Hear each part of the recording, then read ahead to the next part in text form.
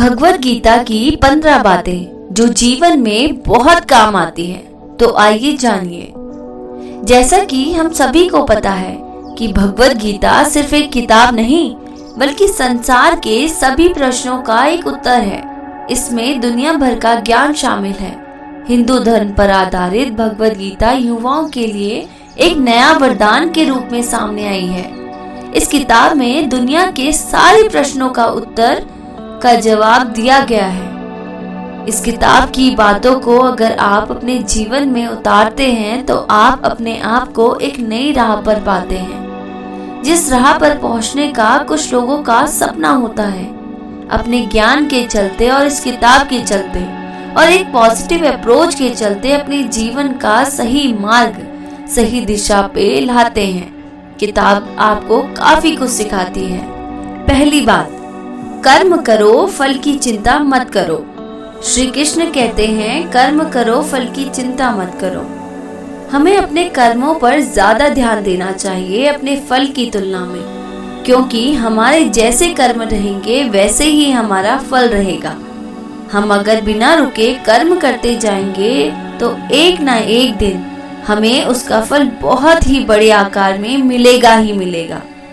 इस बात को श्री कृष्ण भगवद गीता की किताब में बड़े आसान शब्दों में बताते हैं। हमें अपने कर्म पर इतना ध्यान देना चाहिए कि हम जब अपने कर्म करें तो हम अपने फल की अपेक्षा ना करें, उस कर्म को करते जाएं और बड़ी उपलब्धि हासिल करें। दूसरी बात, भगवान को याद शरीर से नहीं मन से करना चाहिए। भगवान को हम जब तक शरीर से याद करते हैं तब तक भगवान हमारे प्रतिरूप में बात नहीं करते हैं। जब तक हम ईश्वर को अपने मन में बसाकर उन्हें सच्चे दिल से याद नहीं करेंगे तब तक भगवान खुद हमारे प्रत्यक्ष नहीं आएंगे, क्योंकि भगवान सिर्फ उन्हीं लोगों के साथ रहते हैं जो उन्हें सच्चे दिल से उन्हें मानते हैं, उनका आदर सम्मान करते हैं। इसलिए श्री कृष्ण अर्जुन को बताते हुए कहते हैं कि हम अगर भगवान को सच्चे मन से याद करते हैं तो भगवान हमारा साथ जरूर देते हैं, हमारे अंदर एक सकारात्मकता भर देते हैं और एक नई ऊर्जा का निर्माण करते हैं, जिससे हम अपने जीवन को सफलता के मार्ग पर खड़ा कर देते हैं और भगवान उन्हीं का साथ देते हैं जो उन्हें मन से चाहते हैं। तीसरी बात, स्नेह और सदाचार की भावना रखनी चाहिए। श्री कृष्ण कहते हैं कि अगर हमारे अंदर शिष्टता और सदाचार, स्नेह का प्रेम भाव होगा तो हम लोगों को ज्यादा अच्छी तरह समझ पाएंगे, उनसे अच्छे व्यवहार रख पाएंगे, हम समाज का भला कर पाएंगे, लोगों में अच्छी सीख दे पाएंगे, लोगों को भलाई करने के लिए प्रेरणा दे पाएंगे। अगर हमारे अंदर सदाचार और प्रेम भाव की भावना होती है तो पूरी दुनिया हमारे साथ होती है, पूरी दुनिया हमारे लिए खड़ी रहती है, क्योंकि हम जितना ज्यादा प्रेम भाव लोगों के प्रति रखेंगे उतना ही प्रेम भाव लोग हमें देंगे। प्रेम भाव से दुनिया का अस्तित्व है और प्रेम भाव से ही दुनिया का विनाश है।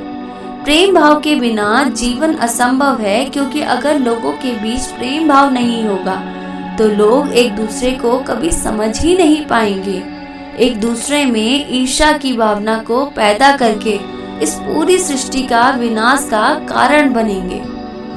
चौथी बात, क्रोध पर नियंत्रण करना। श्री कृष्ण कहते हैं कि क्रोध को पी जाना ही बेहतर है, क्योंकि हमें जब क्रोध आता है तो काफी सारे नुकसान कर देता है। गुस्सा हमें आता है पर उस गुस्से को हम उतारते किसी और व्यक्ति पर है, जिससे दोनों के मध्य बुराई की भावना उत्पन्न होती है।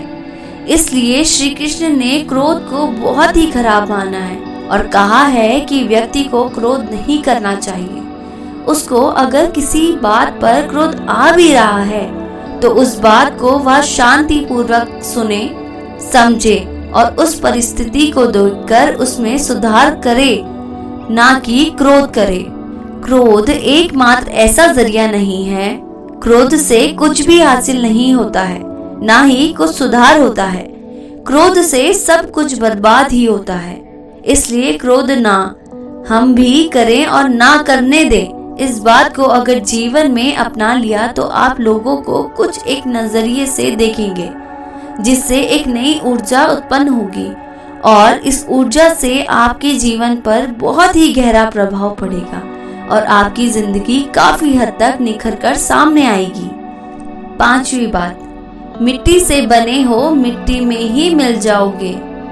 श्री कृष्ण ने क्या खूब कहा है कि हम व्यक्ति एक कठपुतली हैं जो कि आते हैं इस दुनिया में और चले जाते हैं। उनके ना तो आने का समय निश्चित रहता है और ना ही जाने का समय निश्चित रहता है। एक सीमित समय के लिए आते हैं और इस दुनिया से चले जाते हैं। इस बात को श्री कृष्ण अपनी इन पंक्तियों में कहते हैं कि व्यक्ति मिट्टी से ही बना है और वह मिट्टी में मिल जाता है।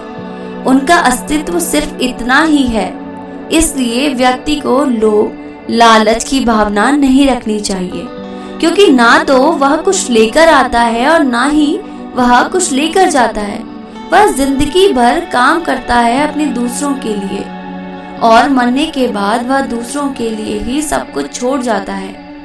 इसलिए हमें लोभ लालच की भावना छोड़कर सदाचार की भावना अपना लेनी चाहिए, क्योंकि इसी में सारी जगत की भलाई है। 6वीं बात, क्या लेकर आए थे क्या लेकर जाओगे।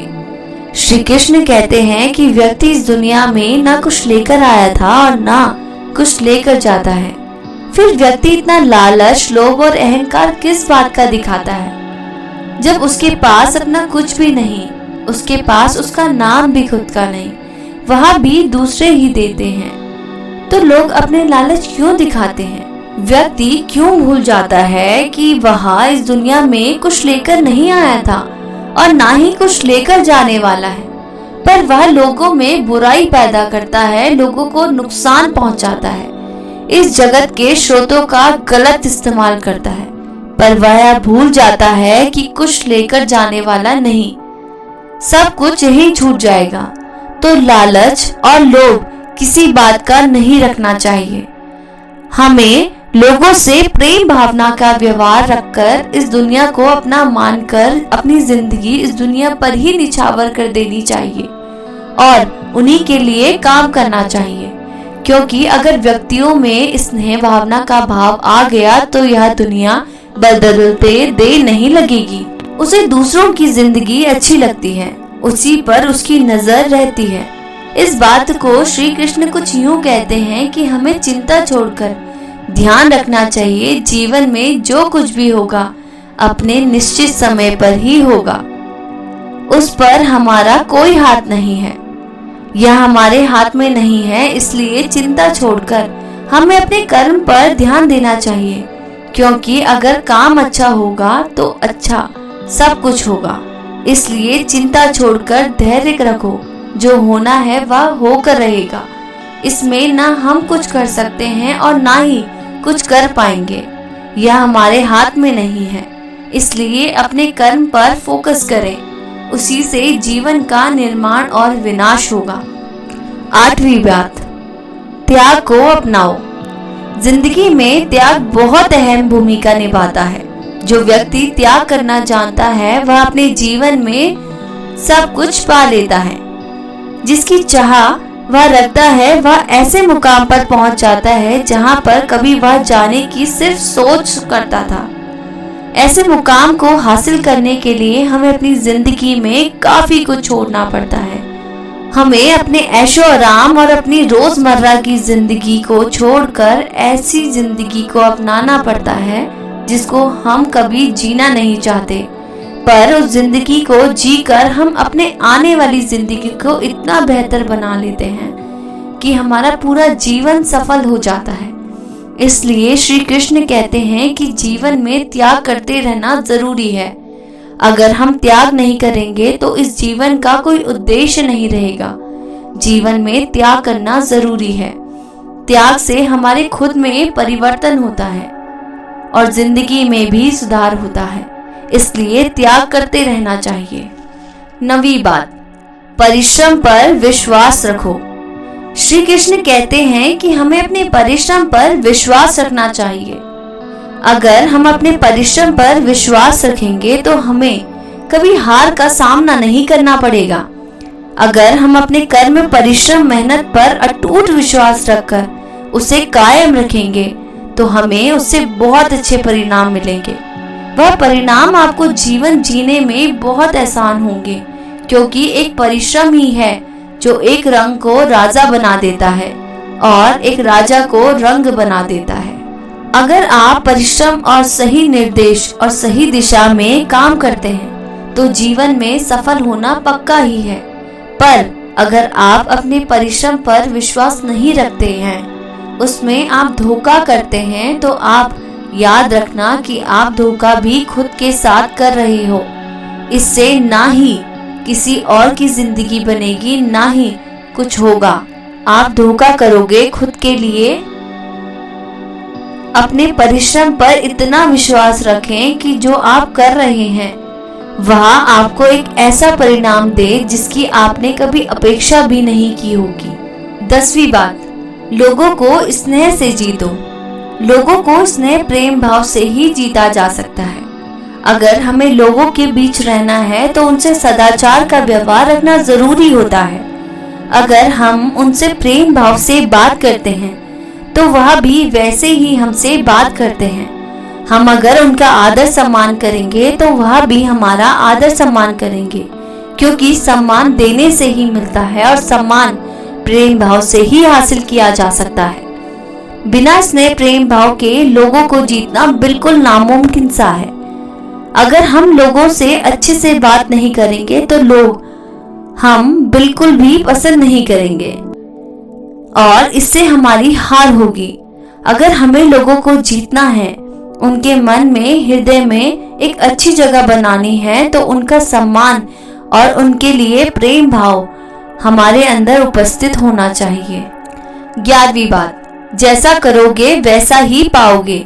श्री कृष्ण कहते हैं कि हमारे कर्म ही हमारा परिणाम होता है, क्योंकि जैसी करनी होगी वैसी ही भरनी। जैसा हम कर्म करेंगे वैसा ही हम पाएंगे। अब ऐसा ही हम भरेंगे। हमारे कर्म हमारे कल को दर्शाते हैं। हम एक दिन के कर्म करने से कोई व्यक्ति नहीं बन पाएगा। हमें अपने कर्म को लगातार करते रहना पड़ता है और सफल होने के बाद भी, अच्छे परिणाम आने के बाद भी हमें उन्हें लगातार करते रहना पड़ता है, उन्हें कायम बनाने के लिए, क्योंकि एक सफलता व्यक्ति को तभी मिलती है जब वह उसकी कदर करना सीख जाता है, उसे कायम रखना सीख जाता है। अगर व्यक्ति सफलता को कायम रखना नहीं सीखता है तो वह सफलता उसके पास कभी आती भी नहीं है। इसलिए श्री कृष्ण अपनी आसान पंक्तियों में कहते हैं कि आप जैसा करोगे वैसा ही पाओगे। इसलिए अपने कर्म को इतना मजबूत, इतना सदाचार और शिष्टता भरा बनाइए, आप सब कुछ हासिल कर पाए जिसकी आप चाह रखते हैं। 12वीं बात, धर्म अपनाओ। श्री कृष्ण कहते हैं कि धर्म को अपनाना हमारे अस्तित्व में है, वही हमारी पहचान है। हम अपने धर्म से पहचाने जाते हैं, क्योंकि हमारा जितना अच्छा धर्म होगा उतना अच्छा हमारा आचरण होगा। अपने आचरण को सुंदर बनाने के लिए हमें अपने धर्म को और भी बेहतर बनाना पड़ेगा। हम अपने धर्म को मानते हैं पर उन्हें अपने जीवन में उतार कर, अपना कर नहीं देखते हैं। जब तक हम अपने धर्म को अपने जीवन में नहीं उतारेंगे तब तक हमें कोई बदलाव नहीं आएगा, और जब तक जीवन में बदलाव नहीं आएगा तब तक आप सफलता के रास्ते तक नहीं पहुंच पाओगे। हर व्यक्ति चाहता है कि वह सफलता हासिल करे, पर वह अच्छी बातों को नहीं अपनाना चाहता है। पर आप अगर सफलता के मार्ग पर जाना चाहते हैं तो आप जिस धर्म से हैं उस धर्म को अपनाइए, उसे मानिए, उसकी किताबें पढ़िए, ताकि आपको उसके बारे में और ज्यादा ज्ञान मिल सके, ज्यादा आप जान सके। 13वीं बात, सकारात्मक रहो। श्री कृष्ण कहते हैं कि हमारी सकारात्मकता हमारी बातों और हमारे काम करने के तरीकों से झलकती है। जितना हम सकारात्मकता से अपना काम करेंगे और उस काम को सफल होने की संभावना उतनी ही अधिक बढ़ जाएगी। एक सकारात्मक व्यक्ति हर एक स्थान पर सम्मान पाता है। उसकी सकारात्मक उसकी बातों से प्रतीत होती हैं और अपनी बातों से लोगों का मोह करना जानता है। सकारात्मकता अगर काम में आएगी तभी वह काम सफल होगा। नकारात्मकता हमेशा हार का सामना करवाती है, इसलिए सकारात्मकता रखो और काम करते रहो। 14वीं बात, आत्मा अमर है। श्री कृष्ण ने क्या खूब कहा है, आत्मा अमर है। यह हमारे देह एक रेत की समान है जो आखिरकार मिट्टी में मिल ही जाता है, पर हमारी आत्मा अमर है। न इसका कोई अंत है, न ही कोई इसका मरण है। हमें कोई भी हमारे शरीर को मार सकता है, पर हमारे आत्मा नहीं मार सकता है। वह कभी मरती ही नहीं है। व्यक्ति को कभी मारा नहीं जा सकता है।